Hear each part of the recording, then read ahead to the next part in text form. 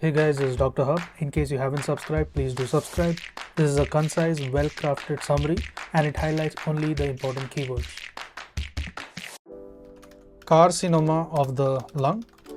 So the most common type of lung neoplasm is nothing but the non-small cell lung cancer.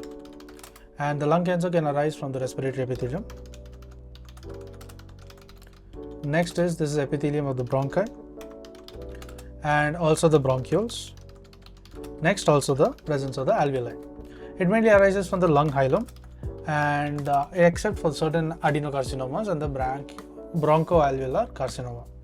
So except certain adenocarcinomas as well as certain bronchoalveolar carcinomas. Risk factors, it includes the smoking, air pollution, exposure to uranium, nickel, asbestosis. So oncogenic abnormalities in lung cancer, it includes the small cell carcinoma. This is overexpression of the telomerase, as well as there is BCL2 and MYC. Next is non-small cell carcinoma, non-small cell lung cancer. So this has overexpression of the telomerase, Then that also has the BCL2 and also the abnormal RAS gene. So abnormal RAS gene is also seen in non-small cell cancer.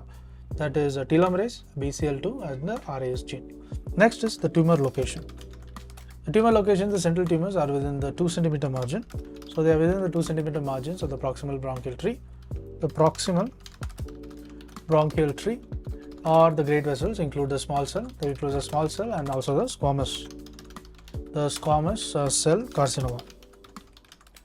Next is the peripheral tumors are located within 1 cm. So peripheral tumors, they are located within 1 cm of the chest wall.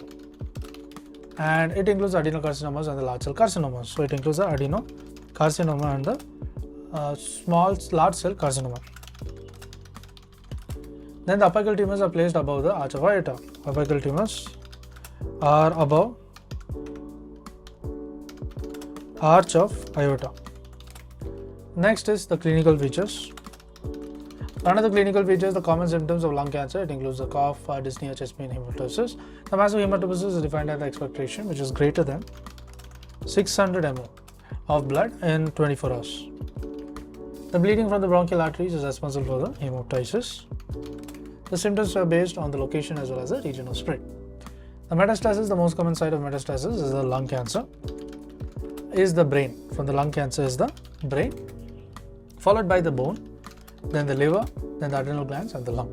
The lung cancer is the most primary cancer of metastasis to the kidney and then the esophagus, as well as the pancreas and the adrenal glands, the brain as well as the skin.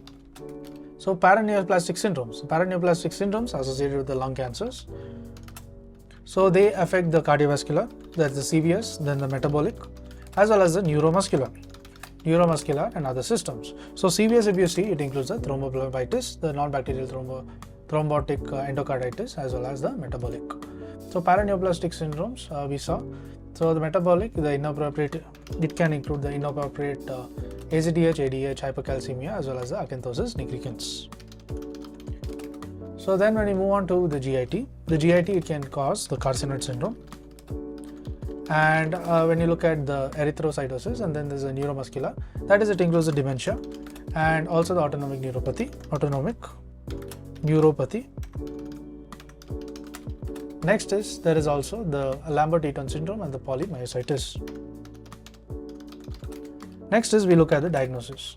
The initial diagnostic test for the lung cancer is nothing but the biopsy, and the bronchial or the endobronchial biopsy is performed through the fiber optic bronchoscopy.